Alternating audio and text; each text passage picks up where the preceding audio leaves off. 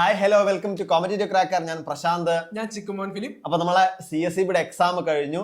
അപ്പൊ CSEBയുടെ എക്സാം കഴിയുമ്പോൾ സാറേ നമുക്ക് നല്ല പോസിറ്റീവ് റിവ്യൂ ആണ് അല്ലെ കിട്ടിക്കൊണ്ടിരിക്കുന്നത് അല്ലെ. അപ്പൊ അതുകൊണ്ട് തന്നെ നമുക്ക് എന്താ വെച്ചാൽ നമ്മൾ ചോദിച്ചത്, അതായത് ലൈവിലായിക്കോട്ടെ, അതേപോലെ തന്നെ നമ്മള് ലൈവ് ക്ലാസ്സുകൾ, നമ്മൾ മാരത്തോൺ ലൈവ് ക്ലാസ്സുകൾ യൂട്യൂബില്, ഇത്തരത്തിലുള്ള ഒരുപാട് സോഷ്യൽ മീഡിയ പ്ലാറ്റ്ഫോം മുഖാന്തരം നമ്മൾ ഡിസ്കസ് ചെയ്ത് ഒരുപാട് ക്വസ്റ്റ്യൻസ് അതേപോലെ തന്നെ നമ്മളുടെ ക്വസ്റ്റ്യൻ പേപ്പർ കാണുമ്പോൾ നമുക്കുള്ള ആശ്ചര്യം പോലെ തന്നെ കുട്ടിയേക്കും ഉണ്ടല്ലോ അല്ലേ സാറേ? തീർച്ചയായിട്ടും. കാരണം എക്സാം കഴിഞ്ഞ ഉടനെ കുട്ടികൾ എനിക്ക് മെസ്സേജ്, സാറേ നമ്മൾ ഡിസ്കസ് ചെയ്ത ചോദ്യങ്ങൾ തന്നെയാണ് വന്നത്, പിന്നെ തെറ്റിപ്പോയത് എങ്ങനെയാന്ന് വെച്ച് കഴിഞ്ഞാൽ അവര് പെട്ടെന്ന് ആ ഒരു ഓവർ കോൺഫിഡൻസ്, കാരണം കഴിഞ്ഞ ദിവസം അവിടെ ക്ലാസ് ഡിസ്കസ് ചെയ്ത ചോദ്യങ്ങളായിരുന്നു കണ്ടതുകൊണ്ട് തന്നെ എന്ത് ചെയ്തു, അത് ചാടിക്കേറി അങ്ങോട്ട് ആൻസർ ചെയ്തു.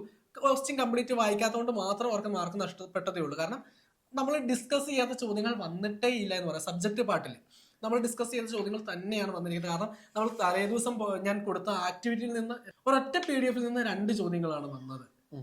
പിന്നെ അതുപോലെ നമ്മൾ യൂട്യൂബിൽ പോയ നമ്മുടെ മെന്റി ക്വിസ് ആയിക്കോട്ടെ, അതുപോലെ കോപ്പറേറ്റീവ് ലോയുടെ ക്വസ്റ്റ്യൻസ്, കോപ്പറേറ്റീവ് അക്കൗണ്ടിങ്ങുമായി ബന്ധപ്പെട്ട ഒരു യൂട്യൂബ് ലൈവ് ചെയ്തിരുന്നു. അതിൽ നിന്ന് തന്നെയാണ് ചോദ്യങ്ങൾ വന്നത്. ഇപ്പൊ ഒരു സബ്ജക്ട് പാർട്ട് നമ്മൾ നോക്കുകയാണെങ്കിൽ നമ്മൾ ഡിസ്കസ് ചെയ്യാത്ത ചോദ്യങ്ങൾ വന്നിട്ടേ ഇല്ല എന്ന് തന്നെ പറയേണ്ടതായിട്ടുണ്ട്. അതാണ് പിള്ളേര് പറയുന്നത്. കാരണം നമ്മൾ ഡിസ്കസ് ചെയ്യുന്ന ചോദ്യങ്ങൾ തന്നെയാണ് വന്നിരിക്കുന്നതെന്നാണ് പിള്ളേരുടെ ഭാഗത്തു നിന്നുള്ള ഒരു ഫീഡ്ബാക്ക്. സാറ് അക്കൗണ്ടൻസി ആയിരുന്നു ഡീൽ ചെയ്ത്. സാറിന് ക്വസ്റ്റ്യൻ പേപ്പർ കണ്ടുകഴിഞ്ഞപ്പോൾ എന്താണ് തോന്നിയത്? അതെ, എനിക്കും ഇതേപോലെ സാറ് പറഞ്ഞ പോലെ തന്നെ നമ്മളിപ്പോ മെന്റി ആയിക്കോട്ടെ, അല്ലെങ്കിൽ യൂട്യൂബിലെടുത്ത ക്ലാസ്സുകളായിക്കോട്ടെ, ലൈവ് ക്ലാസ് 2 മണിക്കൂറോളം ലൈവ് ക്ലാസ്സുകളായിരുന്നു. അതും ഈച്ച് സബ്ജക്ട് വൈസ് നമ്മൾ എടുത്തു. അതുകൂടാതെ ഒന്നായിട്ടുള്ള ഒരു റിവിഷൻ പോലെ നമ്മൾ എടുത്തു. അപ്പൊ അതിൽ നിന്നൊക്കെ നമ്മൾ ക്വസ്റ്റ്യൻസ് തയ്യാറാക്കുമ്പോൾ നമ്മളൊരു ബേസ് ലെവല്, അതേപോലെ മീഡിയേറ്റർ ആയിട്ടുള്ള മീഡിയം ലെവൽ, അഡ്വാൻസ് ലെവൽ എന്ന രീതിയിൽ 3 രീതിയിലുള്ള ക്വസ്റ്റ്യൻ നമ്മൾ എന്തെങ്കിലും ലൈവില് പ്രിപ്പയർ ചെയ്യും. അപ്പൊ കൂടുതലും ബേസ് ലെവലിൽ നിന്നുള്ള ക്വസ്റ്റ്യൻ അതേപോലെ തന്നെ നമ്മൾ ഈ ക്വസ്റ്റ്യൻ പേപ്പറിൽ കണ്ടപ്പോൾ ശരിക്കും പറഞ്ഞ ഒരു ആശ്ചര്യം അല്ലെ, അത്ഭുതം എന്നൊക്കെ നമ്മൾ പറയാറില്ലേ, അതോടുകൂടിയാണ് നമ്മൾ എന്ത് ചെയ്തത്, ഈ ക്വസ്റ്റ്യൻ നോക്കിയത്. അതുകൊണ്ടറിയാം കുട്ടികൾക്ക് വളരെ നല്ല രീതിയിൽ ആൻസർ ചെയ്യാനും പറ്റിയത് അല്ലെ. അപ്പൊ സാറേ നമുക്ക് ഈ ക്വസ്റ്റ്യനിലേക്ക് നോക്കുമ്പോൾ ഏതൊക്കെയായിരിക്കും സാർക്ക് ഒന്ന് ജസ്റ്റ് ഒരു 5-10 ക്വസ്റ്റ്യൻസ് ഒന്ന് എണ്ണി പറയാൻ വേണ്ടി പറ്റുമോ? ഞാൻ പറഞ്ഞതുപോലെ തന്നെ നമ്മൾ ഡിസ്കസ് ചെയ്യാത്ത ചോദ്യങ്ങൾ വന്നിട്ടേ ഇല്ല എന്ന് തന്നെയാണ് എനിക്ക് സബ്ജക്ട് പാർട്ടി തോന്നിയിരിക്കുന്നത്. GK ആയിക്കോട്ടെ, നമ്മൾ ഡിസ്കസ് ചെയ്ത ചോദ്യങ്ങൾ ഒരുപാടെണ്ണം വന്നിട്ടുണ്ടായിരുന്നു. ഒരു വൈഡ് സിലബസിൽ ആണെങ്കിൽ പോലും നമ്മൾ ഡിസ്കസ് ചെയ്ത ചോദ്യങ്ങൾ തന്നെയാണ് വന്നിരിക്കുന്നത്. ഇപ്പം ഇംഗ്ലീഷ് ആണെങ്കിലും അതേ പാറ്റേൺ ക്വസ്റ്റ്യൻസ് തന്നെ വന്നു. അപ്പൊ എന്റെ മനസ്സിലോട്ട് ആദ്യമേ ഓടിയെത്തിയ ഒരു കാര്യം എന്ന് പറഞ്ഞാൽ, കഴിഞ്ഞ ദിവസം, അതായത് എക്സാമിന്റെ കുറച്ച് ദിവസം മുൻപ് ഞാൻ യൂട്യൂബിൽ പോയൊരു ലൈവിൻ്റെ അകത്ത് ഞാൻ ഓഡിറ്റിങ്ങുമായി ബന്ധപ്പെട്ടൊരു ചെറിയ ഒരു മാച്ച് ദ ഫോളോവിങ് ചെയ്തിരുന്നു. അതിൽ നിന്ന് 2 ദിവസങ്ങളാണ്, അതായത് അത് നമ്മളൊരു ഓഡിറ്റുമായി ബന്ധപ്പെട്ട ഡേയ്സിന്റെ കണക്കാണ് ഞാൻ അവർക്ക് എടുത്തത്.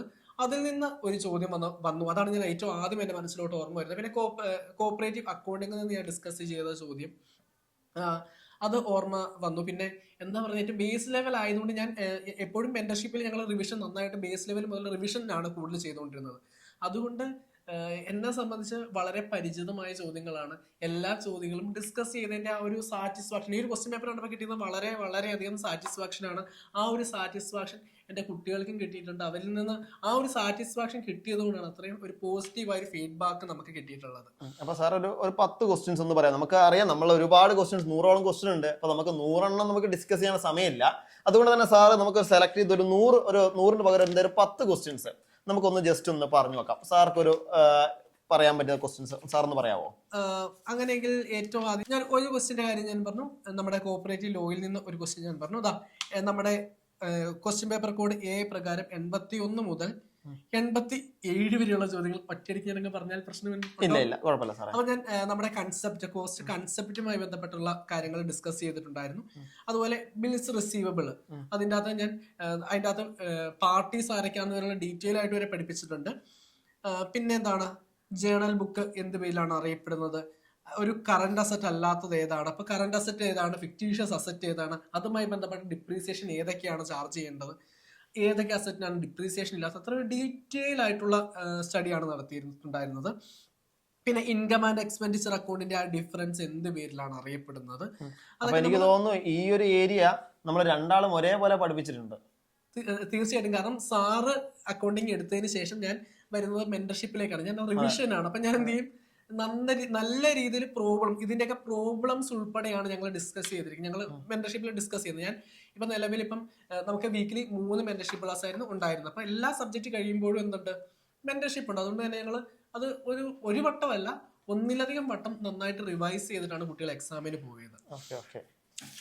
പിന്നെ നമുക്ക് വേറെ നമുക്ക് കോപ്പറേഷനിലോട്ട് വരികയാണെങ്കിൽ പോലും ഡിസ്കസ് ചെയ്യുന്ന ചോദ്യങ്ങൾ തന്നെ. ഇപ്പം ഞാൻ പറഞ്ഞ ഒരു ചോദ്യം എല്ലാവരും കുറച്ച് പേര് തെറ്റിച്ചു എന്ന് എന്നെ വിളിച്ച് പറഞ്ഞ ചോദ്യം ഇതാണ്. Apex institution of consumer movement എന്ന് കണ്ടതിൽ ചാടിക്കറിയവർ NCCF കർപ്പിച്ചവരുണ്ട്. അവർ ബാക്കി ക്വസ്റ്റിന്റെ ഭാഗം കണ്ടില്ല. കാരണം ഓവർ കോൺഫിഡൻസ് തലേ ദിവസം ഡിസ്കസ് ചെയ്ത അല്ലെങ്കിൽ തലേന്ന് ഡിസ്കസ് ചെയ്തൊരു ചോദ്യമാണ്. അങ്ങനെ ചെയ്ത മണ്ടത്തരങ്ങൾ മാത്രമേ എൻ്റെ കുട്ടികൾ ചെറിയ ചെറിയ മണ്ടത്തരങ്ങൾ കാണിച്ചതേ ഉള്ളൂ. ബാക്കി വളരെ സാറ്റിസ്ഫൈഡ് ആയിട്ടുള്ള ഒരു മാർക്ക്, സാറ്റിസ്ഫൈഡ് ആയിട്ടുള്ള റിസൾട്ട്. ഇപ്പം ഞാൻ പറഞ്ഞു, ഒരു ബിഗിനർ ആദ്യമായിട്ട് എക്സാം എഴുതുന്നത്. അപ്പം കഴിഞ്ഞ മാർച്ചിൽ പാസ് ഔട്ട് ആയ ഒരാള് നമ്മുടെ 30 days ബാച്ചിലാണ് ജോയിൻ ചെയ്തത്. 30 days കൊണ്ട് അദ്ദേഹം സ്കോർ ചെയ്ത 65 എബോവ് ആണ്. അതായത് ജസ്റ്റ് നമ്മുടെ വെറും 30 daysന്റെ ബാച്ചിൽ നിന്ന് പഠിച്ച ഒരു 60 മാർക്ക്. അത് ആ കുട്ടി എനിക്ക് മെസ്സേജ് ഭയങ്കര ഇമോഷണൽ ആയിട്ടൊരു മെസ്സേജ് ആയിരുന്നു എനിക്ക് അയച്ചത്. ഞാൻ ഒരു ജോലി മേടിക്കുന്നത് എൻ്റെ അച്ഛൻ്റെ ആഗ്രഹമാണ്. ഞാൻ 30 ദിവസം കൊണ്ടാണ് ഇത്രയും മേടിച്ചതെങ്കിൽ എനിക്ക് നന്നായിട്ടൊന്ന് ശ്രമിച്ച് ഉറപ്പായിട്ടും കിട്ടുമെന്ന് എനിക്ക് ഉറപ്പുണ്ട്. CCയിൽ ഞാൻ ഉറച്ചു വിശ്വസിക്കുന്നു. ഞാൻ CCയിൽ വന്നത് ലേറ്റ് ആയി പോയെന്ന് എനിക്ക് തോന്നുന്നു എന്നാണ് ആ കുട്ടി എനിക്ക് മെസ്സേജ് അയച്ചത്. കാരണം നമ്മൾ സിലബസ് വന്നത് എക്സാമിന് 30 ദിവസം മുൻപാണെങ്കിൽ പോലും ആ 30 ദിവസം കൊണ്ട് നമ്മൾ മാക്സിമം ഫുൾ സിലബസ് നമ്മൾ കവർ ചെയ്തു. അതുപോലെ അതിന്റെ റിവിഷനും കൊടുത്തു. വേറെ എവിടെയെങ്കിലും ഈ ഒരു 30 days കൊണ്ട് സിലബസ് കംപ്ലീറ്റ് ചെയ്യാൻ പറ്റുമോ എന്ന് എനിക്കറിയില്ല. കാരണം നമ്മുടെ ഇവിടെ നിലവിൽ ആ ഒരു സമയത്ത് നമ്മൾ രാവിലെ 5 മണി മുതലായിരുന്നു നമ്മുടെ ലൈവ് ക്ലാസ്സുകൾ സ്റ്റാർട്ട് ചെയ്തത്. രാവിലെ 5 to 7 നമുക്ക് ലൈവ് ഉണ്ടായിരുന്നു.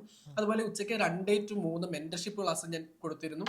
അതുപോലെ 8 to 10 നമ്മൾ ലൈവ് ക്ലാസ്സുകൾ ഉണ്ടായിരുന്നു. അങ്ങനെ നമ്മളൊരു 3 ഷെഡ്യൂളായിട്ട് നമ്മൾ നമ്മുടെ ലൈവ് ക്ലാസ്സുകൾ കൊണ്ടുപോയിട്ടാണ് നമ്മൾ സിലബസ് കംപ്ലീറ്റ് ചെയ്ത് വളരെ അഭിമാനത്തോടും വളരെ ചാരിതാർത്ഥ്യത്തോടും കൂടി തന്നെയാണ് കുട്ടികളെ ഞാൻ എക്സാമിന് അയച്ചത്. അപ്പം അതിന്റെ ഒരു റിസൾട്ട് നമുക്ക് ഉണ്ട്.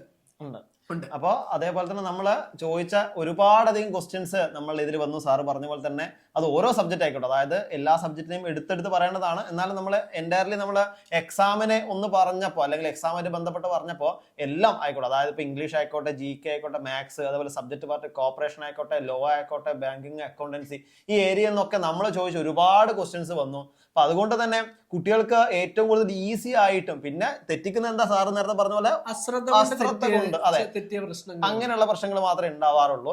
അതുകൊണ്ട് തന്നെ വളരെയധികം നല്ല, അതായത് കുട്ടികളെ ഭാഗത്ത് നല്ലൊരു റെസ്പോൺസ് കൂടിയാണ് ഞങ്ങൾക്ക് കിട്ടുന്നത്. അതുകൊണ്ട് തന്നെ ഞങ്ങൾ എന്താണ് ഈ ഒരു CSEB എക്സാം ഞങ്ങൾ പൂർണ്ണമായും ഹാപ്പിയാണ്. അല്ലെ സാറേ? തീർച്ചയായും 100% ഹാപ്പിയാണ്. അപ്പോ ഞങ്ങൾ മാത്രമല്ല, നമ്മുടെ CC സ്റ്റുഡൻസും അതെ 100% ഹാപ്പിയാണ്. ഓക്കെ, അപ്പൊ അതുകൊണ്ട് തന്നെ ഇനി വരാൻ പോകുന്ന എക്സാം, അതായത് നമ്മളെ ഈ എക്സാം കഴിയുന്നതിന് മുന്നേ തന്നെ നമുക്ക് നോട്ടിഫിക്കേഷൻ വന്നിട്ടുണ്ട്. അപ്പൊ അതുകൊണ്ട് തന്നെ വരാൻ പോകുന്ന എക്സാമിന് നമുക്ക് എന്ത് ചെയ്യാം, ഒരുമിച്ച് നമുക്ക് പഠിക്കാം, നല്ല മാർക്ക് സ്കോർ ചെയ്യാം. അതിനുവേണ്ടി നമ്മൾ പുതിയ ബാച്ച് ഇവിടെ ആരംഭിച്ചിട്ടുണ്ട്. അപ്പോൾ ആ ബാച്ചുമായി ബന്ധപ്പെട്ട കാര്യങ്ങൾ അറിയാനും ബാച്ചിൽ ജോയിൻ ചെയ്യാനും താഴെ നമ്പർ കൊടുത്തിട്ടുണ്ട്. ആ നമ്പറിൽ നിന്ന് കോൺടാക്ട് ചെയ്യും, അല്ലെങ്കിൽ താഴെ ഗൂഗിൾ ഫോം കൊടുത്തിട്ടുണ്ട്, ആ ഗൂഗിൾ ഫോമിലും കോൺടാക്ട് ചെയ്യും. വേറൊന്നുമില്ലല്ലോ സാറേ? ഇതൊക്കെയല്ലേ പറയാനുള്ളൂ? അപ്പോൾ ഇതൊക്കെയാണ് പ്രധാനമായിട്ടും പറയാനുള്ളത്. ഇനി അടുത്ത വീഡിയോയിൽ വീണ്ടും കാണാം, അല്ലേ സാറേ? Thank you.